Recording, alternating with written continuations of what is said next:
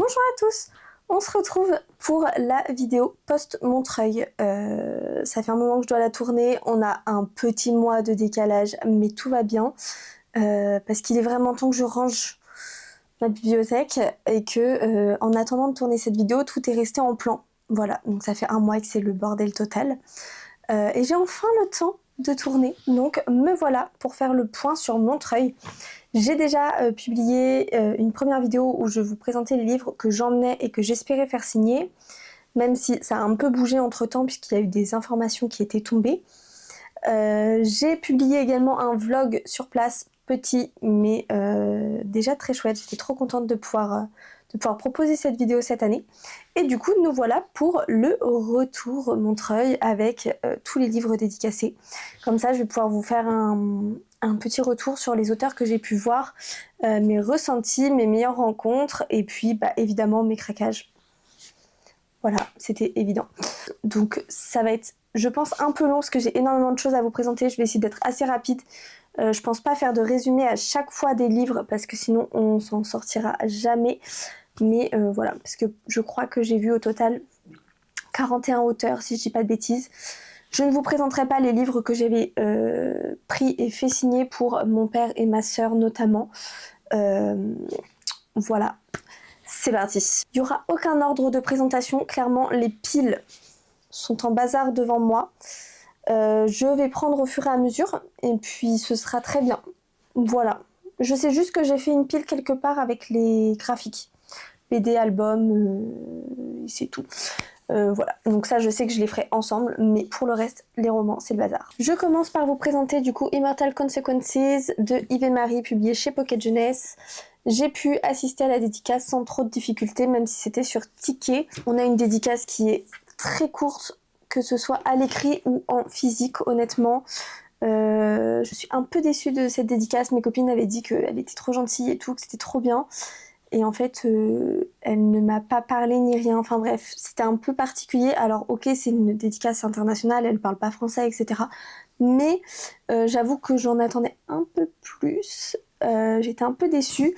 Par contre, on a eu plein de goodies avec. Là, j'ai un petit badge thermocollant là. J'ai eu un tote bag, j'ai eu...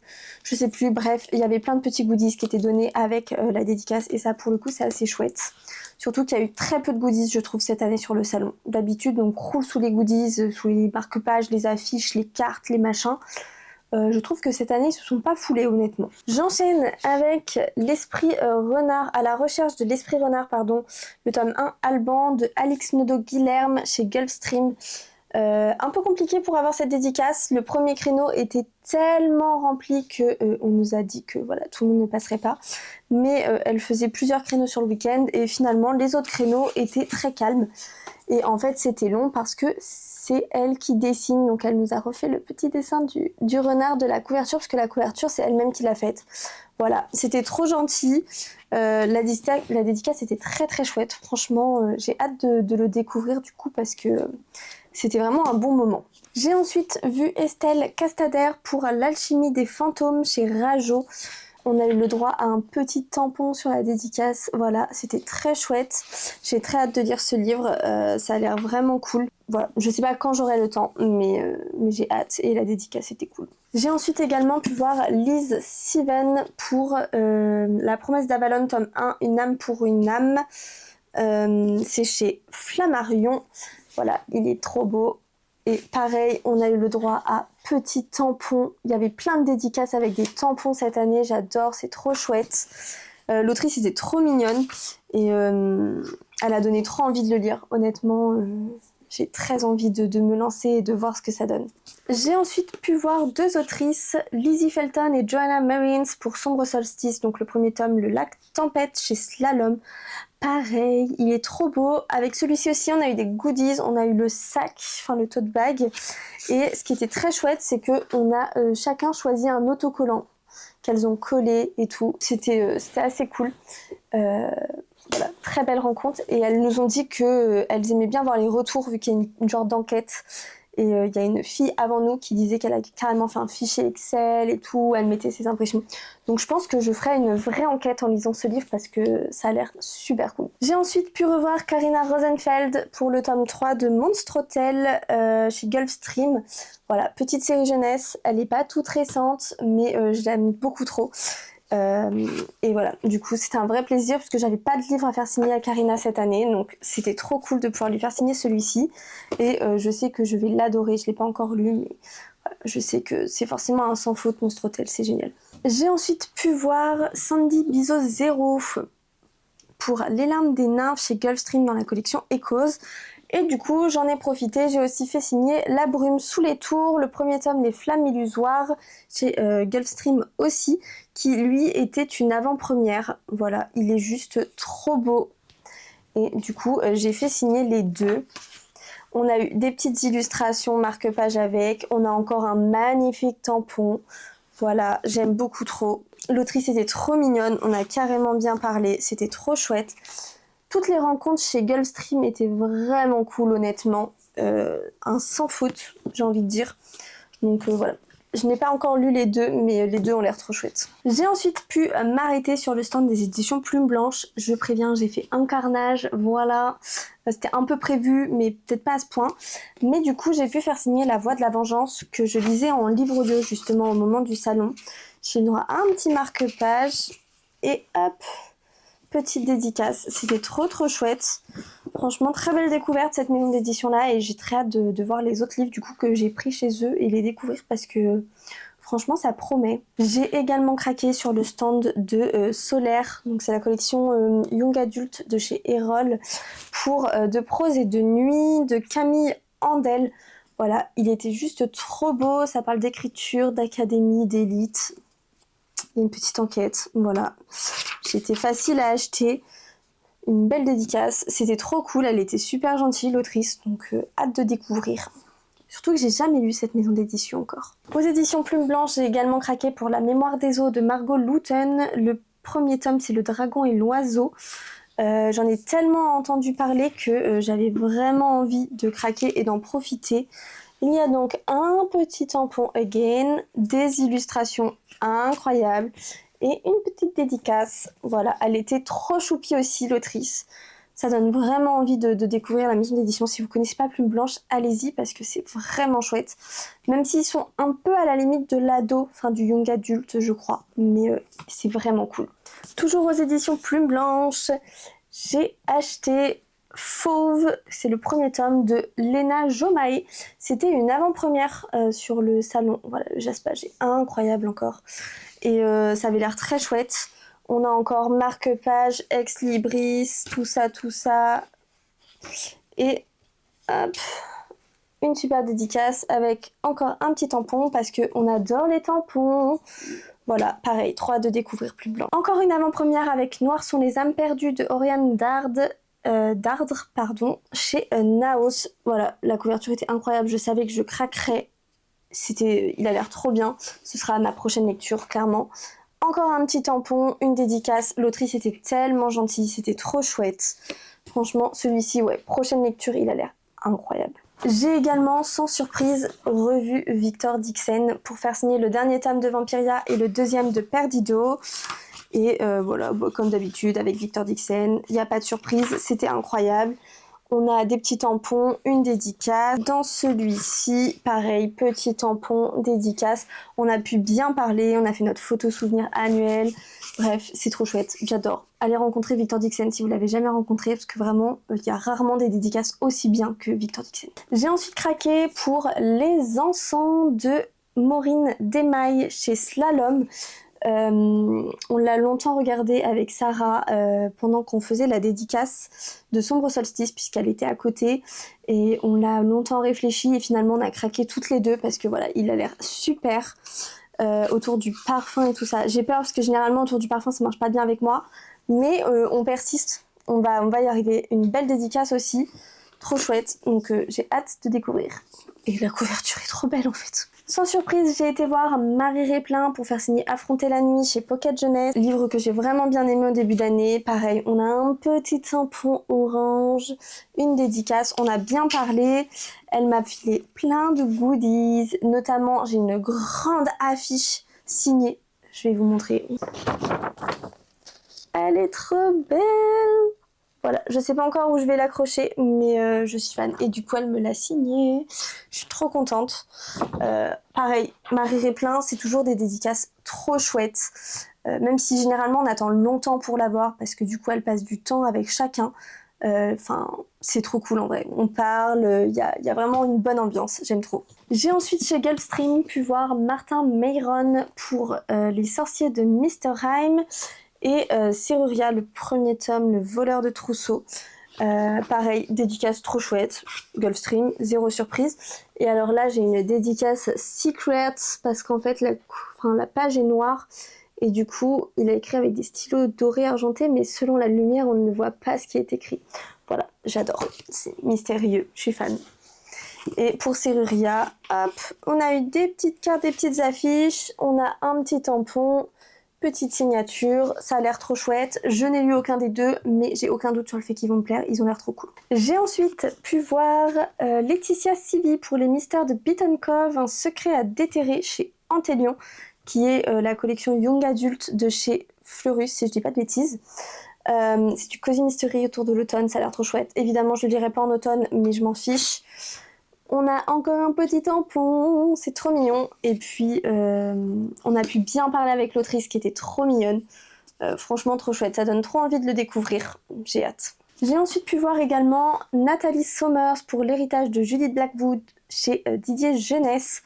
On parle ici d'échecs. Je l'ai pas encore lu, mais il a l'air trop cool. Les retours sont super bons. Et j'ai une copine qui l'a lu et qui a adoré. Je sais plus laquelle des Amy, mais une Amy a aimé. Voilà, trop cool, pareil, elle fait des dédicaces où il y a des couleurs qui changent, les majuscules et tout, j'aime trop. Et on a pu bien parler avec elle, ce qui est trop chouette quand on fait des dédicaces comme ça, nous on y allait entre copines beaucoup. Et c'est trop cool quand du coup on va faire des signatures à plusieurs et qu'on est plusieurs en même temps à parler à l'autrice. Ça génère un truc encore plus chouette, je trouve, dans les échanges. Ça rebondit un peu plus que quand on est seul avec l'auteur. Voilà, donc si vous avez l'occasion de faire des dédicaces avec des copines ou des copains, bref, c'est trop cool. Foncez, c'est génial. Nous on adore faire ça et du coup généralement c'est toujours des dédicaces trop chouettes. Encore une dédicace que j'ai fait avec mes copines, c'est Touch, son don et la clé de Marika Gallman, publié chez Rajo. Je l'ai fini juste avant d'aller à Montreuil pour le coup, celui-ci. Je l'ai bien aimé, pas un coup de cœur mais je l'ai bien aimé. On a pu avoir une petite dédicace et pareil, on a carrément parlé avec elle, on lui a raconté des anecdotes, d'autres dédicaces de Montreuil des années précédentes. On a beaucoup rigolé, du coup on a des dédicaces un peu particulières puisque généralement les auteurs, quand il y a des anecdotes comme ça, mettent une petite référence dans la dédicace, donc c'est trop chouette. J'ai ensuite pu voir Caroline Solé pour Omaya et Lauve, le fleuve entre deux mondes chez Albin Michel Jeunesse. Je suis carrément une mauvaise élève puisqu'il était en cours à Montreuil et je ne l'ai fini que hier. On est vraiment fin décembre. Mais par contre je l'ai trouvé incroyable. J'ai une belle dédicace. On a pu bien parler parce qu'elle n'avait pas grand monde. Mais vraiment, c'est un super livre à mettre entre toutes les mains qui ressemble beaucoup à ce que Jean-Claude Monleva a pu faire avec La rivière à l'envers, etc. Vraiment, foncez. Vraiment pour l'école. Enfin, je pense que c'est un livre qui devrait être étudié à l'école. Pour le coup, il est vraiment trop cool. Et je suis contente de l'avoir lu, même si j'y serais pas allée au vu de la couverture. Voilà. J'ai ensuite craqué pour l'avant-première Minuit au bal des victimes de Charlotte Stéphane Bouessé chez Solaire. Voilà, il est trop beau. Il sort en janvier, je crois, je ne sais plus. Beaucoup d'avant-premières sortaient en janvier-février et quelques-unes en mars, je crois. On a une magnifique dédicace, c'est trop chouette, avec un petit embossage ici, je sais pas si on va le voir. Et l'autrice s'est ratée quand elle l'a fait et elle a troué le corgi qui était sur l'embosseur. Mais c'est pas grave, on a rattrapé la situation. Pareil, rencontre avec l'autrice trop chouette. On était plusieurs copines à y aller en même temps. Et il a l'air excellent. Vraiment tout à fait ce que j'aime. Donc j'ai trop hâte de le lire. Encore une avant-première. Oui, je sais, j'ai énormément craqué à Montreuil cette année. C'était n'importe quoi. On va essayer de pas faire ça chaque année, hein, clairement. Mais c'est la première fois que c'était un carnage aussi gros. Mais j'ai craqué pour Échec à la reine de à l'IRL, il est ici chez Scrigno parce qu'il est juste trop beau.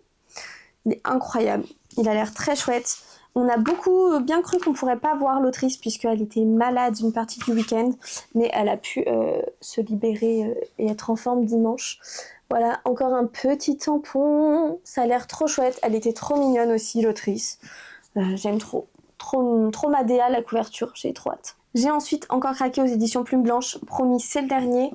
Pour Que la mort soit douce, l'intégrale de Laetitia Danaé, qui était, pareil, je crois, en avant-première au salon, un truc comme ça, qui est juste magnifique. Enfin, pardon, mais voilà. Et qui est super flop. Voilà. Et ça, c'est un pur bonheur. Et l'autrice était trop mignonne. On a encore un petit texte libris transparent. Tsouk. J'y arriver. J'y arriver. Et une belle dédicace avec encore des petits tampons. Il a l'air trop chouette du côté Dia de los Muertos, tout ça, j'aime trop. Ça m'inspire de ouf, donc j'ai trop hâte. J'ai ensuite pu voir Bleuen Guiliou pour La lignée des maudits chez Didier Jeunesse, qui avait l'air trop chouette. Voilà, encore une belle dédicace. Again, un tampon, parce que qui fait des dédicaces sans tampon aujourd'hui? Plus grand monde. La dédicace était trop cool, surtout que ça a fait beaucoup rire, puisque je suis également allée faire signer La mémoire des vaincus, le premier tome, qui, vous le voyez, est en format tout moche d'épreuve non corrigée, puisqu'il ne sort qu'en début d'année. J'ai plus la date, janvier je crois, 14 janvier, voilà. Et du coup, je me suis dit, bah autant aller faire signer celui-ci, puisque je vais voir l'autrice. On fait d'une pierre deux coups. Et comme de toute façon cet exemplaire-là, je vais le garder vu la tronche qu'il a. Voilà. Et du coup, c'était trop chouette, une trop belle rencontre, puisque bah, déjà c'était la première fois qu'elle voyait l'épreuve non corrigée comme ça, et qu'elle signait ce titre, évidemment. Voilà, donc c'était trop chouette. Elle m'a même invitée à la soirée de lancement du titre en janvier, mais je ne suis pas dispo. Je suis trop triste. Je suis tristesse, mais c'est pas grave, la rencontre était trop cool, et du coup, bah, j'ai hâte de découvrir Bleuen Guiliou, parce qu'en fait je ne l'ai jamais lu. Voilà, mais ça a l'air très chouette. Une de mes meilleures rencontres du week-end, c'est clairement Anne-Lise Heurtier pour Entre leurs mains chez Casterman. Voilà, c'est un roman qui m'a bouleversée cette année. On a une dédicace, un petit stickers. Quand c'est pas des tampons, c'est des stickers. Mais la rencontre était tellement géniale. On était encore une fois à plusieurs, et voilà, l'histoire est tellement incroyable qu'il y avait forcément plein de questions, plein d'interrogations, plein de sujets à aborder avec l'autrice. Et on a pu le faire, donc c'était trop chouette. On a passé un trop bon moment, franchement. C'est un livre voilà, qui m'a bouleversée cette année, qui sera clairement dans mon top 3 de mes meilleures lectures de l'année. Et je suis trop contente d'avoir pu rencontrer l'autrice et d'avoir pu parler avec elle de ce sujet. Voilà, vraiment, si vous ne l'avez pas encore lu, ou même allez lire le résumé, le feuilleter en librairie. Allez-y, parce que vraiment, il vaut le coup qu'on soit ado, adulte, young adulte, jeune adulte, tout le monde doit le lire. Voilà. J'ai ensuite craqué pour Virtuose de Tess Corsac, le premier tome, je crois, c'est Retour de flamme. C'est chez Antélion aussi, voilà, il est trop beau. Et du coup, bah, j'ai craqué. Hop, on a un petit dessin cette fois-ci. L'autrice était trop mignonne aussi, et j'ai trop hâte de voir ce que ça donne, parce que il me tente depuis sa sortie. Pour finir, au niveau des romans, j'ai l'impression qu'il en manque, mais je me rends pas compte. Mais j'ai pu faire signer 31 jours pour t'aimer de Sophie Jomain chez Ozu. Bon, la maison d'édition avait pas prévu d'espace pour signer, du coup il signe là. Je trouve ça un peu dommage.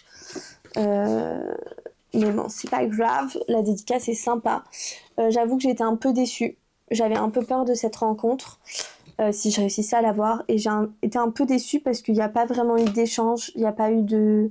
Voilà, c'est vrai que j'aime bien quand les... Enfin, je suis pas la personne à aller poser des questions nécessairement, sauf si j'ai vraiment un truc à dire à l'auteur, mais c'est vrai que la question ne s'est même pas posée de savoir si je l'avais lu ou pas, alors que généralement c'est quand même la question de base aux rencontres. Tous les auteurs demandent si on a déjà lu ou non le livre, sauf pour les avant-premières, parce que généralement non, mais... Et c'est vrai que bah là, en plus, au vu de la thématique, clairement, c'est un livre que je pense quasiment tout le monde a lu s'ils lui ont fait signer. Mais du coup, voilà, un peu déçue de l'échange qu'il n'y a pas eu au final, puisque j'aurais bien aimé en parler avec elle. Mais voilà, c'est pas grave. Et on passe maintenant au livre illustré, parce que je crois que j'ai fait le tour. J'ai été super rapide, je trouve. On va pouvoir passer du coup maintenant au graphique. C'est beaucoup de BD, mais pas que. Et on commence tout de suite avec Mooncakes, publié chez Bliss Éditions par Wendy Xu et Susan Walker. Je connaissais pas du tout cette maison d'édition. Enfin, en fait, si, il y a des titres chez eux, visiblement, que je connais, puisque je les avais déjà vus passer, mais j'avais pas enregistré que c'était Bliss Éditions. Et du coup, j'ai pu rencontrer Wendy Xu. Alors, je connaissais pas du tout, mais j'ai des copines qui, visiblement, elles connaissaient très bien et qui en ont parlé pas mal tout le week-end. Et bref, il s'est avéré que le dimanche, un créneau était disponible sur la présence de l'autrice, enfin de l'illustratrice. Du coup, j'en ai profité parce que clairement, on n'aura pas la chance de re-rencontrer cette illustratrice. Et ça avait l'air très chouette. Donc j'ai craqué sur celui-ci, j'ai hésité quand même avec les autres. Et je regrette pas du tout, mais quelle beauté le dessin. C'était incroyable, vraiment. Et elle fait ça à une vitesse. Vraiment, elle met même pas 5 minutes à faire les dessins de chacun. Enfin, c'est un truc de ouf. Et du coup, je l'ai lu depuis. Je connaissais pas du tout, je l'ai lu depuis. Je trouvais ça très mignon.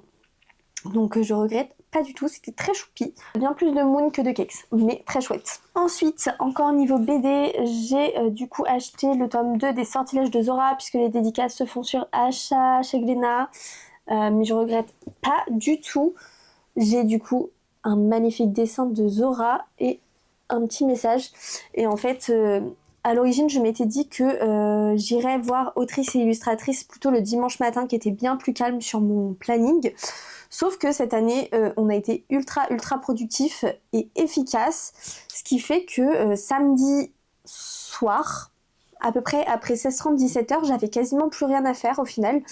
Et bref, il s'est avéré que on est passé au moment de la fin de la dédicace devant le stand de Glénat et on a vu que les autrices illustratrices avaient plus qu'une personne qu'elles étaient en train de faire.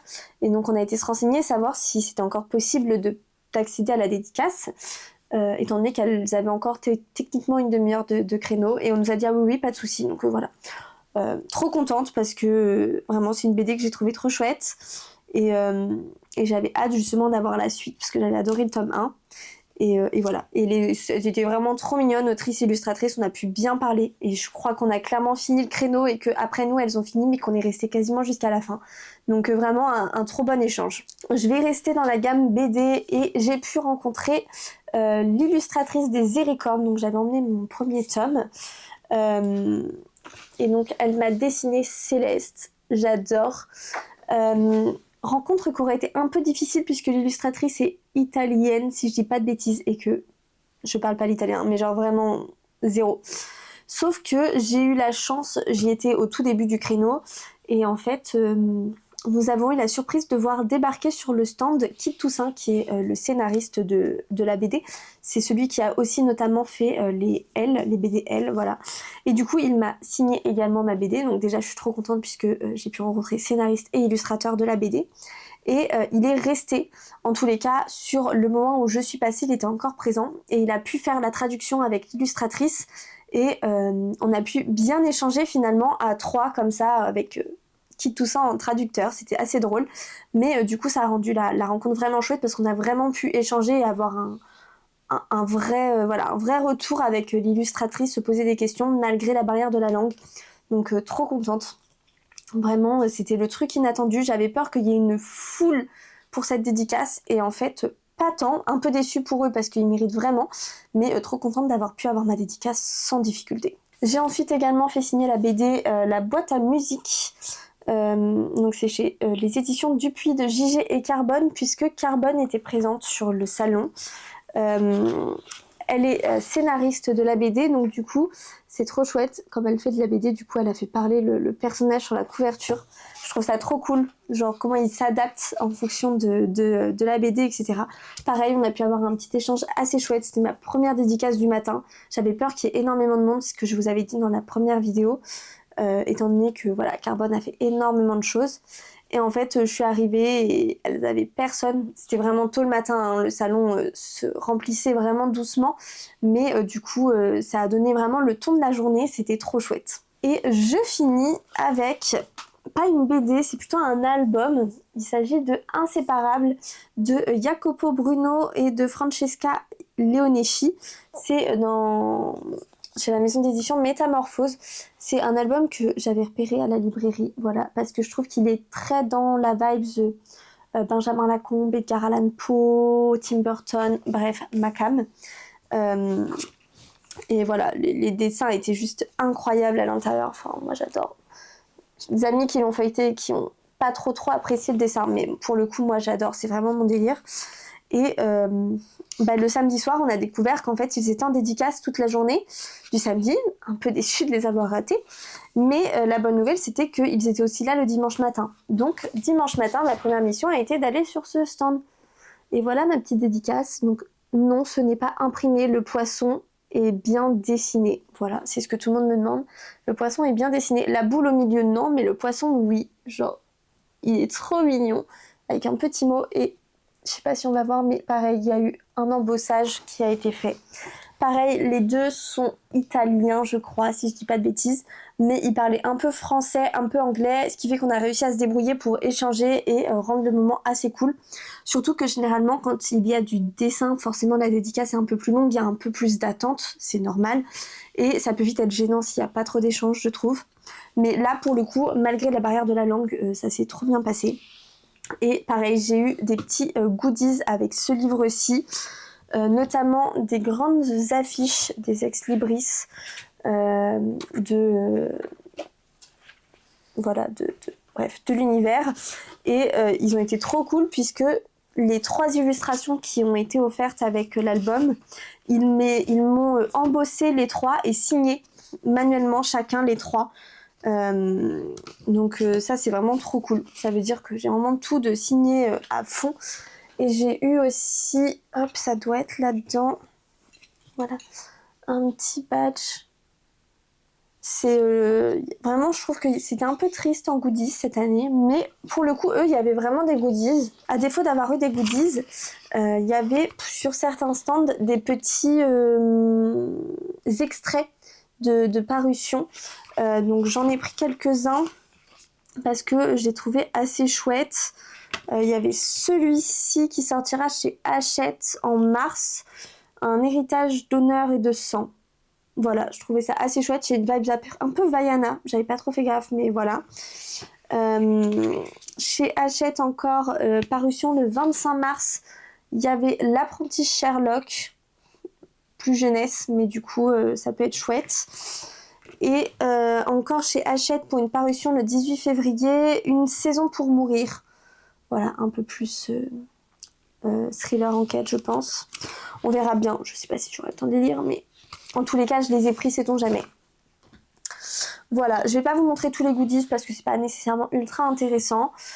Par contre, je vais faire un petit point sur mon expérience et sur mon ressenti de ce salon, que j'ai trouvé un peu particulier honnêtement.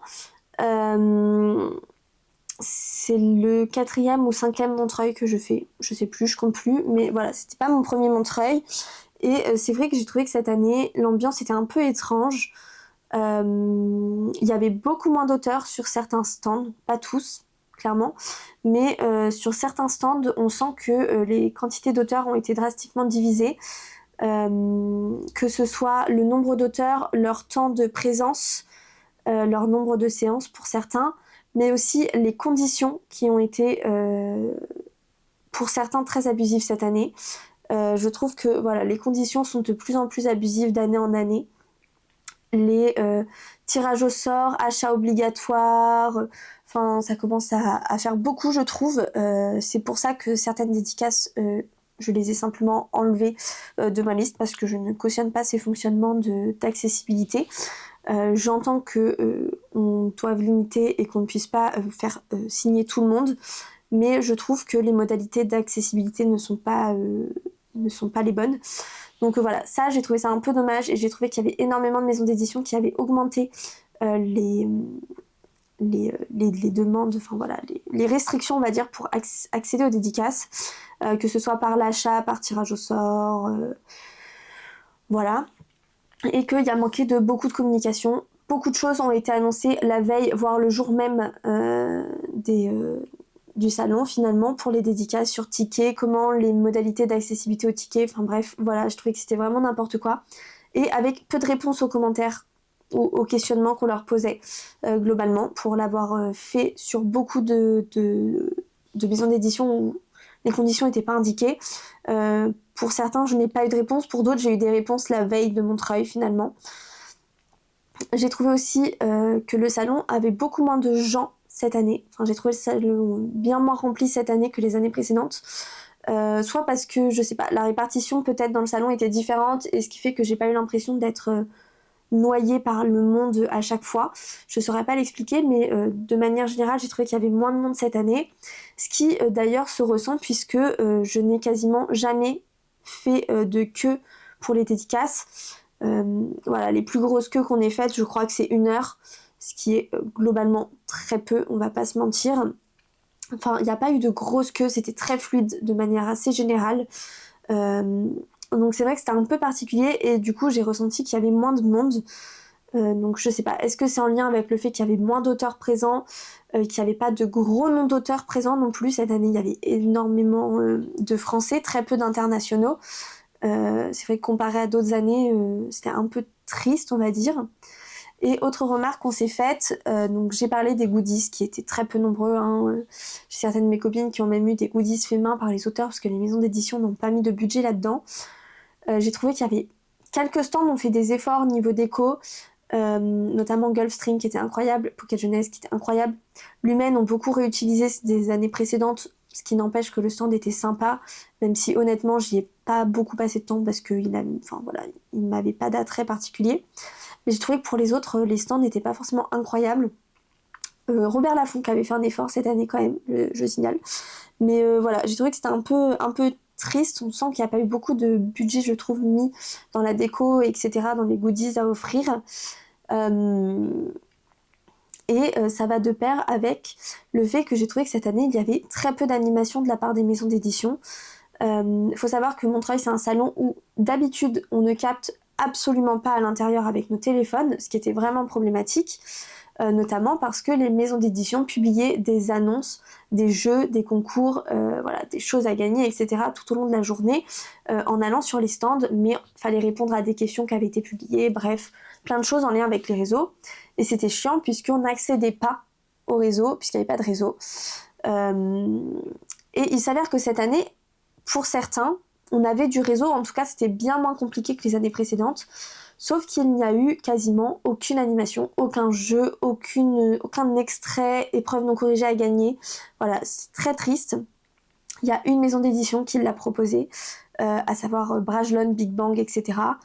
Et encore, c'était franchement triste puisque sur 3 jours, il y a eu un livre à gagner chaque jour, enfin une épreuve non corrigée à gagner chaque jour, ce qui est très peu comparé à ce qui se faisait avant.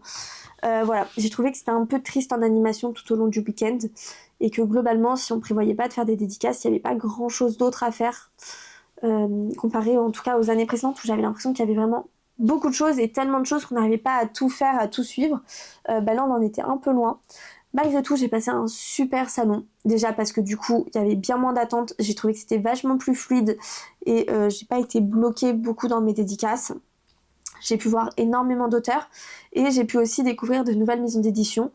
Et du coup, comme tout s'est tellement bien passé, j'ai eu un peu de temps libre, entre guillemets, pour faire le tour du salon, observer les stands, chose que j'avais rarement l'occasion de faire les années précédentes parce que c'était la chasse à la dédicace, la course à la dédicace. Voilà, donc j'en garde un très bon souvenir, c'était très chouette. Je l'ai encore passé avec mon copain et mes copines, donc voilà, c'est forcément un super week-end. Mais j'ai trouvé que voilà, cette année, on a pu faire quelque chose de bien plus chill et tranquille, alors qu'on a rencontré plus d'auteurs et qu'on avait plus de livres à faire signer que les années précédentes. Voilà le constat. Malgré tout, c'est un salon que j'adore, évidemment que je ferai tout pour être à celui de l'année prochaine.